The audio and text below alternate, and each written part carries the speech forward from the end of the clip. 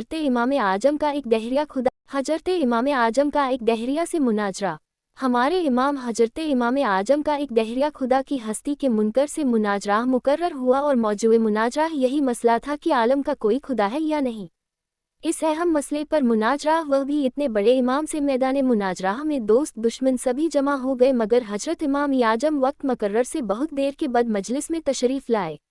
दहरिया ने पूछा, आपने इतनी देर क्यों लगाए? आपने फरमाया कि अगर मैं इसका जवाब ये दूं कि मैं एक जंगल की तरफ निकल गया था, वहां एक अजीब वाक़या नजर आया जिसको देखकर मैं हैरत में आकर वहीं खड़ा हो गया, और वह वाक़या ये था कि दरिया के किनारे एक पेड़ था। देखते ही देखते वह दरख्त खुद ब खुद कटकर जमीन पर गिर पड़ा, फिर खुद उसके तख्ते तैयार हुए, फिर उन तख्तों की खुद ब खुद एक कश्ती तैयार हुई और खुद ब खुद दरिया में चली गई, और फिर खुद ब खुद ही वो दरिया के इस तरफ के मुसाफिरों को उस तरफ और उस तरफ के मुसाफिरों को इस तरफ लाने और ले जाने लगी, फिर हर एक सवारी से किराया भी वसूल करती थी। तो बताओ, तुम मेरी इस बात पर यकीन कर लोगे? दहरिया ने ये सुनकर जोर जोर से हंसने लगा और कहा, आप जैसा बुजुर्ग और इमाम ऐसा झूठ बोले तो ताज्जुब है, भला ये काम कहीं खुद ब खुद हो सकते हैं? जब तक कोई करने वाला ना हो किसी तरह नहीं हो सकते।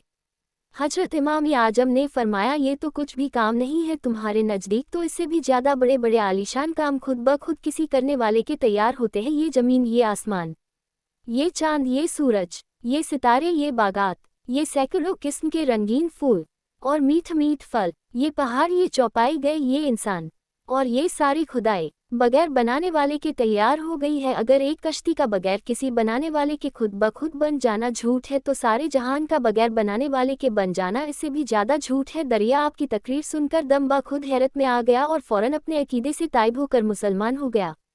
सबक: इस दुनिया का यकीनन एक मलिक है जिसका नाम अल्लाह है, और वजूद बारी का इनकार अक्ल के भी खिलाफ है।